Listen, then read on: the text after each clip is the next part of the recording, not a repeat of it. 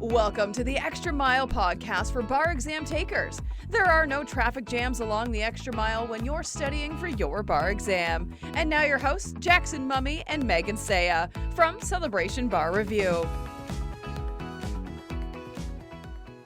Hey everybody, welcome to episode 352 of the Extra Mile podcast for bar exam takers. This is Jackson. Glad to be with you. Here we are in the middle of March, hard to believe. And this is a quiet time in the bar exam season. We are finished with the February 2021 exams for the most part. Still a remaining test in Texas, kind of a makeup test for a few people. But generally speaking, we're done with the February tests and we're not yet ready for results from that test. That will start coming in. The very first jurisdictions will be right after we cross into April. And then we will see some big jurisdictions like Florida come along mid-April, and then the exam results season will be upon us. And because it's a fairly quiet time, Megan's going to take a couple of weeks off. I'm going to be here today, and then we're going to take off next week and not do a podcast because we just need to relax after what's basically been a 15-month marathon for us. But we've got a really good episode for you today. I've got the opportunity to record an interview with a successful Florida bar taker from the October 2020 exam. We just haven't had a chance to put that up in the podcast, but it is a great interview with a woman who had to overcome incredible hardships in terms of family and health and disappointment. She had taken the Florida bar a couple of times unsuccessfully.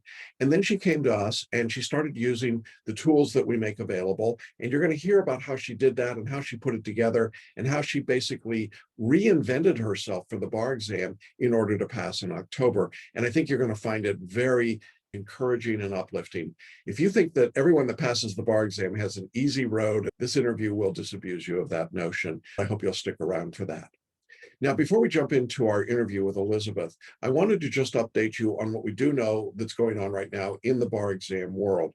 The biggest news, undoubtedly, is just the decisions that individual jurisdictions are making about whether or not to give their July 2021 exams online or in person.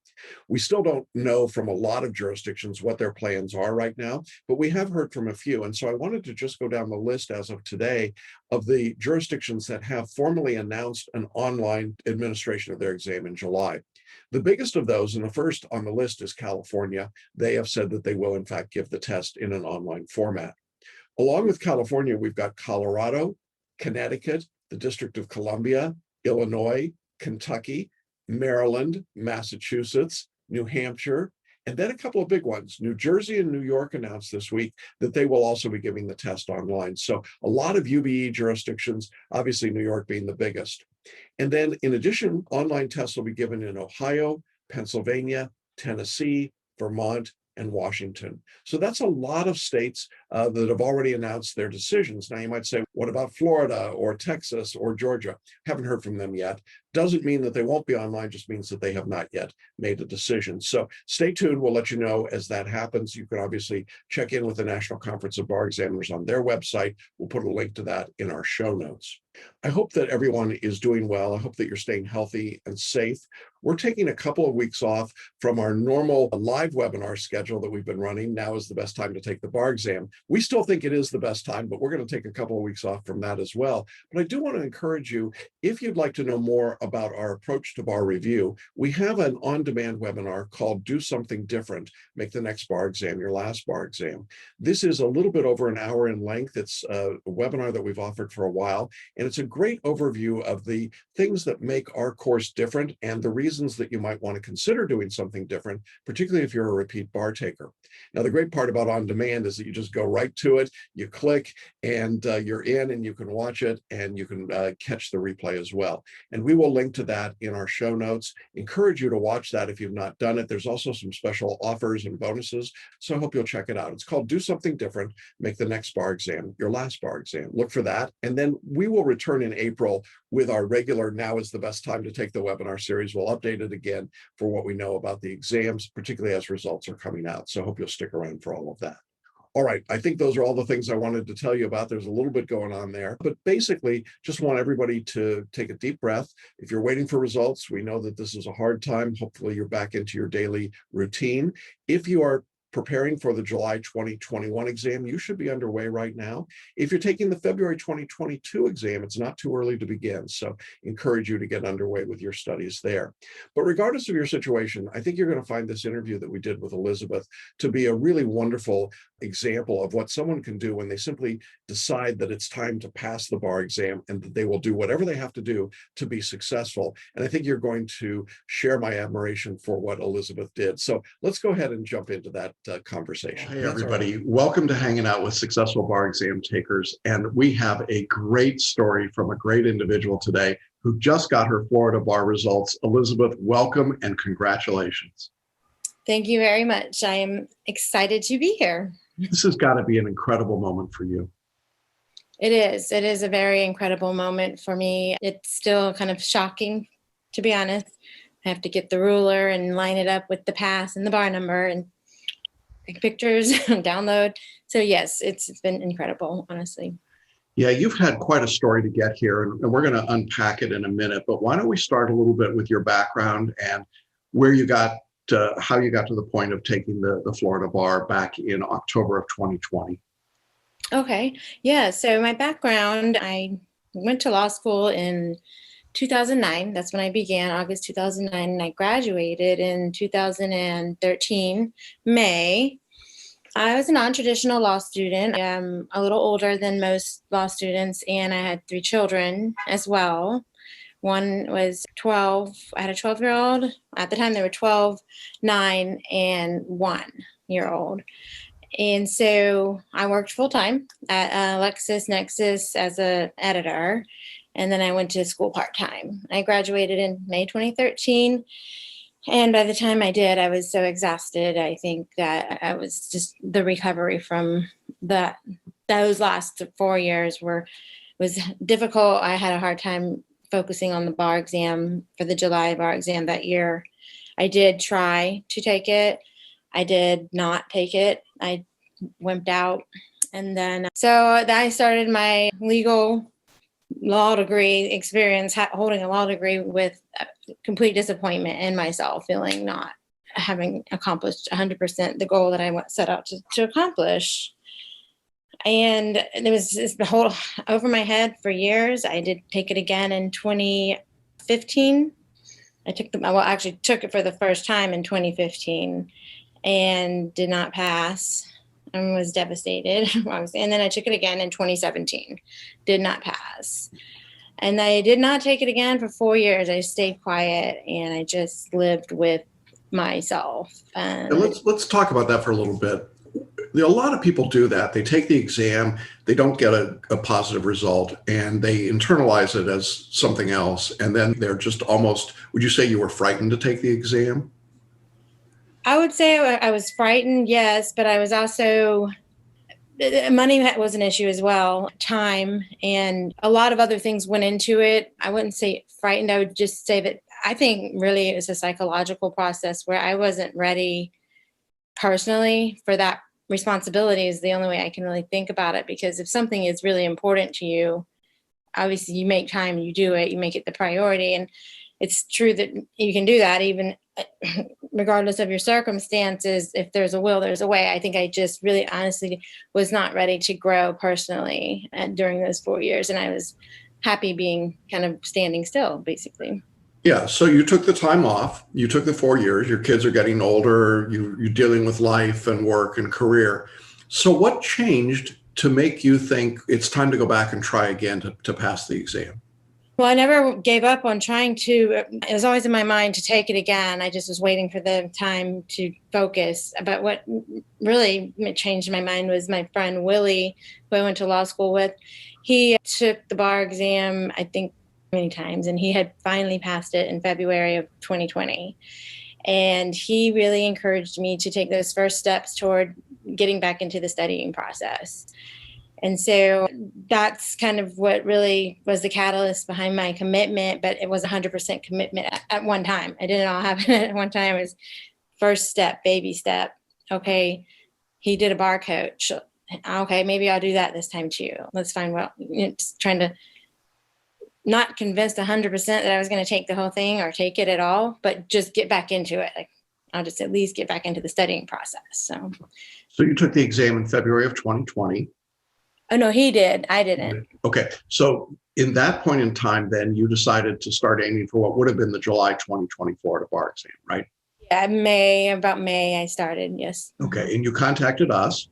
And what led you to Celebration Bar Review?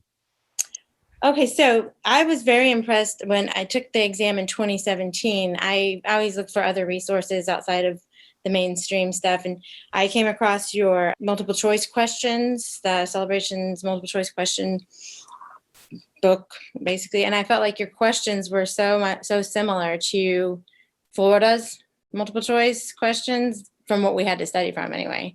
And I had taken the exam before already once. And so I knew how horrible they are to answer. And so I really liked yours. I thought they were really good, and they just were a good representation. And so that's how I came across Celebrations Bar Review. And this time around, I still had those books that I had purchased before for the 2017 exam.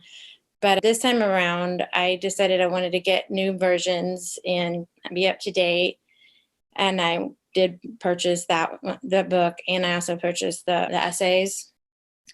And then I started seeing other things that you were offering and realized you actually offered a bar review course. And so I was very interested in getting some exposure to that because I had already been through the other ones before in the past. And I felt like I needed to just do pretty much everything differently this time around so that I could have different results. So you were in our basic coaching course, and you were working through the syllabus and the study guide and preparing. And you're thinking to yourself, the exam is going to be given in July of 2020. Mm-hmm. Then what happened? And then at the very beginning of July, the Florida Bar determined that it was not going to be given in July. It would be administrated in August, and they also eliminated the MBE portion. So nice of them. After that was a pretty crazy moment. And so now you switch and you think, okay, well, we're going to go a couple weeks after the bar exam and a little different format. And then 48 hours or so before that date, what happened? The Florida Board of Bar Examiners canceled or postponed the exam due to the software program that had selected for administration of the exam remotely. And so they postponed it and to a date to be determined. So we didn't know when we were going to actually take it, but we did know we'd take it, didn't know when. What was your reaction at that point, knowing that it was going to be postponed and ultimately was postponed for about 8 weeks or so? What did that do to your study plan at that point? Well, honestly, to be honest with you, I think it put me in a better position. I was able to study more and differently. And I think that it was an advantage for me, just put it that way, because of some of the things that I had been through over the summer already. I had to leave my home, I left Florida. Went to a 3-mile wide town to get some focus. And I really think that I didn't learn what was going to work for me until right before the initial August exam was supposed to be administered. And we're going to talk about some of those hardships that you faced because they were pretty extraordinary, and I don't want to gloss over those, but I want to get the whole timeline for people that may not be familiar with it. So now you've got this extra time, you're starting to study. You said you were learning what it was that worked for you. Can you describe that for our audience? Yes. I was learning the material, mastering the material through the mind mapping. That is what I really got a lot of benefit from. And I would recommend that for anything, to be honest. Even my, son who's in 6th grade, the mind maps can work for him and his organization. But it gave me a picture, and it also engaged me on a different level with the material. And it helped me look at it, just get a bird's eye view, but also really drill down into those other areas where it's like, oh, they're not going to test on that, or I don't need to know that. It's like, that is not true. They will do it. And these mind maps help me understand where to put that information in my brain so that I could go to it when I needed to. And it was like, I think they really explained very well how pictures help with the learning process. Yeah, mind maps are something that we've really incorporated in a big way in our course because it's a more effective way of taking notes. It's a visual representation. And I think you say it very well. It helps you fix in your brain where something fits into the overall subject. And so as part of our syllabus and study guide, we show you literally how to create those mind maps. We give you some basic mind maps to start working with, and you started to incorporate those.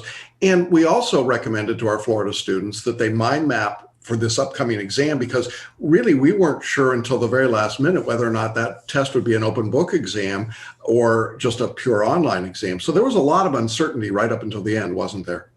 Oh yes, absolutely. Yeah, like the postponement did come with its challenges in the sense that we do have to get back on with our lives at some point. The children have to go back to school. I have to go back to work. I was taking time off of work. Things had to get back to normal. And so I think the postponement, most of it that was hardest for me was still having to carve out that time and really keep your life on pause and make this exam your main priority for another 2 months.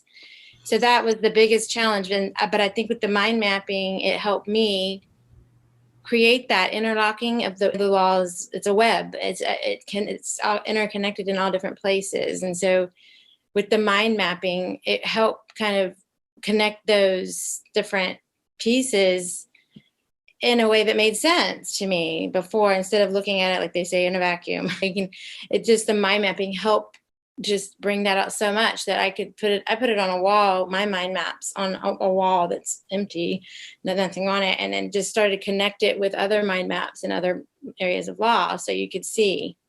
And that really helped, I think, a lot. That's great. That's a great way to do it. You feel a little bit like you're in one of those TV shows, don't you, where they're drawing the arrows and connecting them up. So we mentioned earlier that you faced a lot of challenges, and this is an extraordinary set of circumstances that you faced. Do you want to just briefly share with our audience some of the things that happened to you during this interim time while you were studying? Because I think a lot of our audience thinks, well, everything goes smoothly for the people that pass and it's all easy and there's no hardship. And for you, it was exactly the opposite. That's correct. It was. And I had to leave my home in Florida to go even start studying because my relationship with my husband it was just basically breaking down. We'd been together for 23 years and he used to travel a whole bunch. And so when he came home for the pandemic and we were stuck together for that long and not getting we were really just starting to break down. And so I went to South Carolina to my father's house to study. And at first I'm like, okay, it's just going to be a week. I'll stay a week. Then it turned into, I had to make decisions about, okay, now this is important. So I stayed there for my study process. And during that time period, we had to put my grandmother into hospice. She was 89. And it was a wonderful opportunity to get to spend the last days of her life with her in the same house. And she was lucid and she was very aware, but she was also, it was her time. And so that did happen. We had her funeral that happened on July 16th. And we had the funeral on July 19th. And so there was a time period where I was, like preoccupied and kind of hard to stay motivated to study or to think or concentrate. And then with all the family coming in and out, it was just, it interferes with your process. So I think if you said to somebody, a death in the family, a marital dissolution, those are two of the most traumatic events that could occur. And on top of studying for the bar, how did you keep your focus during that period? Well, it was really difficult. The death, my grandmother's passing, I was able to manage that. I think she always wanted to be a lawyer, and she worked for the clerk of the court, and she was very proud of my goals. And so I know that if anything, just keep going for her. The part where with the relationship divorce, that was the difficult part. That was the part that interfered with my studies because of the emotional, like it's a divorce. So what's going to happen? Or I wish we could work it out. We won't go to counseling. So it was that kind of stuff where I'm worried about where I'm going to live. When am I going to go back home? Like it really interfered. But how did I stay focused? It was just a matter of just sheer tenacity, I think. I've come this far and I'm here. I've been here in this town left my home for 3 months. I didn't do all of this for nothing. I just can't stop. I'm not going to just stop. Yeah, and you deserve so much credit for that. I know that when people face these hardships, they can wilt, they can give up, they can use them as reasons for not being successful. You didn't do that. You just kept pushing forward. I listened to all of the YouTube videos and all of That your. was it. Yeah. Okay. So the videos and the emails that we sent and the other materials, was that helpful to you in terms of keeping your focus and helping you to keep moving during these tough times? Absolutely. Absolutely. I even shared some of your videos with my mom and my stepmom, and they're like, wow, that's a great message. Very encouraging and just really real. It's real life people. And I like the faith aspect too. I do like that you have to have faith in something. And it brought me to where when you talk about if you don't pass the exam, what are you going to do? Who are you going to blame? And just having to somehow to deal with that, like prepare yourself mentally for the fact that you might not pass it. You might not, and you might have to take it again. And I mean, basically they were very inspirational, all of them, and they're very helpful and very supportive. Well, good. I'm glad we could be of help there. Tell me a little bit about the actual taking of the exam. There's been a lot been written and said about taking the exam in an online format. What was that like for you? Taking the exam in an online format was cumbersome, I would say, because of we were not permitted to use a dual screen. You have to use just a single screen. And I have a small laptop, like I think it's 16 inch. And so with the essay writing part, it was difficult because, you don't have that hard copy of the actual essay. You can't highlight, you can't do the types of outlining techniques that we've always been trained to do and studied to do. And then with the screen, the split screen, the essay, a prompt being taking up half of the screen, and then below where you type, it was difficult because you couldn't see what you wanted to write about without scrolling up and down. And then by the time you did that, go back to it's just, like I said, cumbersome. And I think it took up a little bit more time, and I couldn't see the whole essay in one screen. I didn't even, at the end, we weren't allowed to even read the whole thing, but we just had to submit it. Pretty weird, isn't it? Okay, so definitely important to practice in that online format, right? And then, of course, there was the choice of topics on the Florida multiple choice. What did you think about that? Yes, there was the choice of topics. They did tort. Yeah, they did do torts. They did trusts, and they did the wills, the civil procedure, criminal. So I thought they did a lot of wills and trusts. I think we had that conversation over email. The trusts were a lot of them. And I think maybe because there were wills and trusts, it seemed like they were double time, but it just seemed like a lot. Every single one that I read, I have another one, And I was expecting a little bit more evidence, a little bit more civil procedure than was on there. So it was just, I didn't really know how to gauge my performance on those trusts ones, because we didn't really have anything to study from, just put it that way. Yeah, it was a very tough subject and not something they'd ever tested in multiple choice before. So that made it more challenging. I suspect at that point, though, your mind maps were helpful, right? In terms of just thinking about the subject and what you knew about it from the preparation, even though we were thinking about it as an essay topic. But did that help you? Oh, yes, absolutely. Yes. I was studying for trusts before we knew what the essay topics were going to be. Obviously, we're studying for everything like it's going to be an essay that they normally do in essay format. And so, yes, the trusts, I had gotten that. If I had an essay on trusts, I think I would have made a higher score on the bar exam than I did. But yeah, the mind mapping definitely solidified all of that information for me. That's great. Well, tell me a little bit about what it was like this week when you saw the results. So what was that moment like? Okay, so the way I approached it was I did listen to your podcast or your video about how to prepare for getting your results, waiting. And I can tell you the week before I felt like frozen. And so I was trying to just prepare myself and build that faith and understand that God has put in me in this place, and whatever happens, I just have to have faith. That's where I'm supposed to be, that there's another lesson that has to be learned, regardless of what the results are. There's something that's going on bigger than me. And that was a lot of work. But the day that the results came out, I told myself, I'm not going to check them now. I had them training on Zoom with work. And I said, I'm going to give myself solitude during the time when I do check my results. And I have to really have my faith in order and just be mentally prepared for the next steps, whatever they might be. And so I just didn't want to check them right away. And actually, I didn't even check them myself to begin with. My best friend had to do it for me.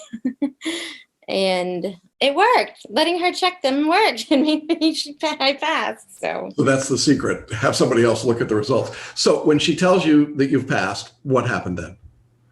I was just elated. I went into I felt like I was in a dream, because I was going to go on a walk just to think and concentrate, try to get myself to the place I need to be to accept the results.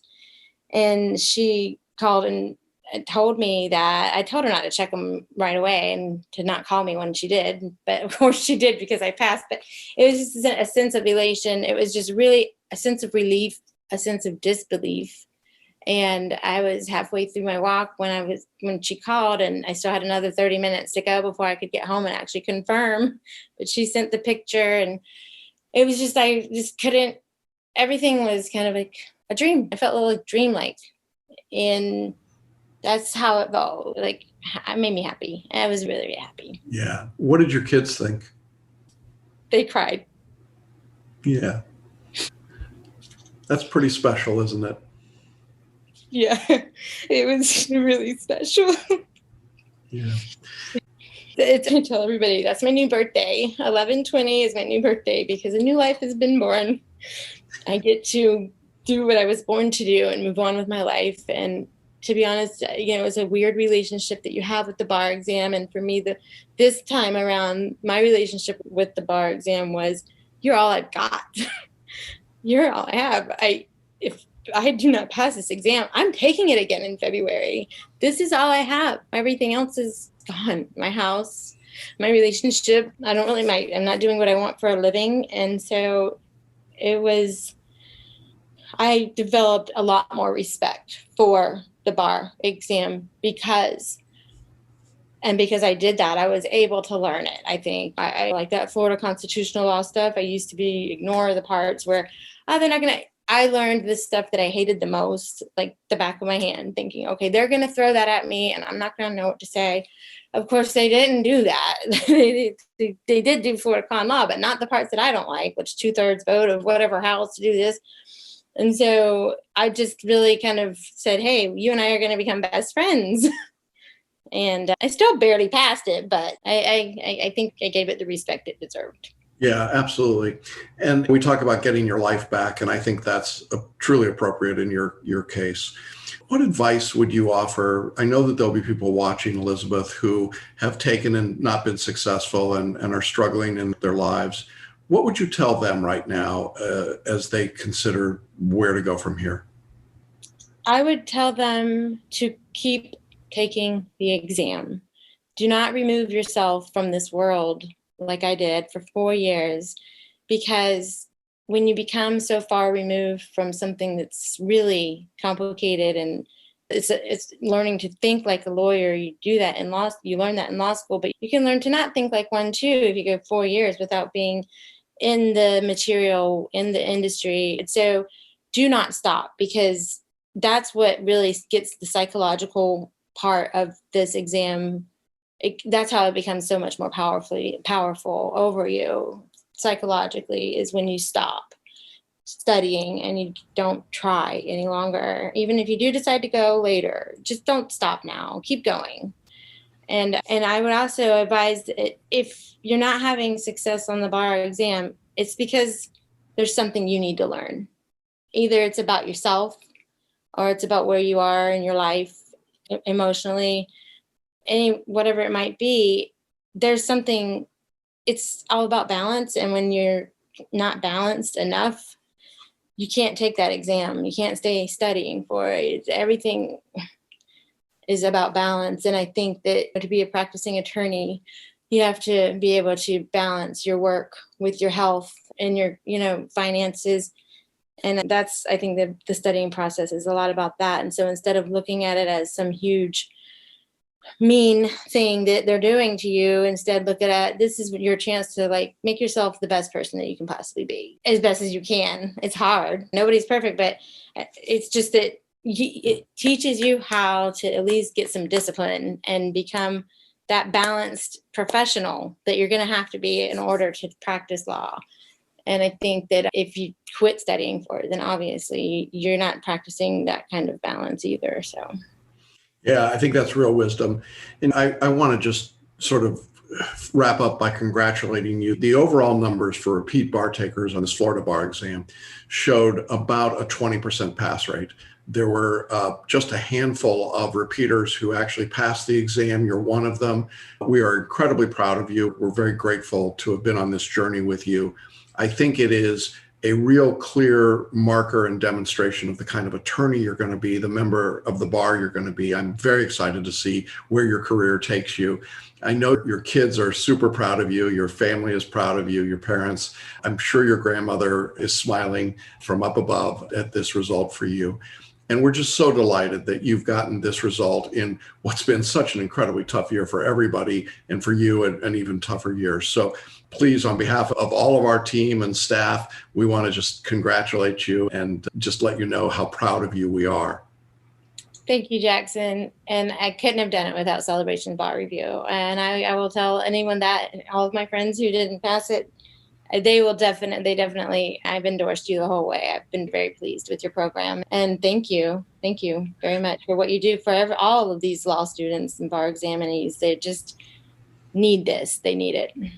Well, thanks. Well, we wish you a wonderful holiday season. We know it's going to be an exciting time in your life. Anxious to see what happens and where you go from here. But again, congratulations, best wishes to you. Thanks for sharing your story today. I know that you will have encouraged a lot of people by sharing all of that. That's our episode for this week. I hope you enjoyed the conversation with Elisabeth. I think it's quite a story and certainly should give you some hope and encouragement, particularly if you're a repeat bar taker or if you're facing challenges in your life, and really who isn't right now. I want to remind you that we are offering our on-demand webinar, Do Something Different, Make the Next Bar Exam Your Last Bar Exam. You can register by going to celebrationbarreview.com/webinar or by clicking on the link in the show notes. And then you can go in and check that out. I think you'll find it's really helpful. And we'll be back in a couple of weeks, update you on what's going on in the bar exam world. We'll be right on the cusp of the first set of results coming out from February. So good luck to everyone that's waiting on those results. And again, hope everybody is staying healthy and safe, and we'll look forward to seeing you along the extra mile. Thanks for listening and watching the Extra Mile podcast for bar exam takers at celebrationbarreview.com.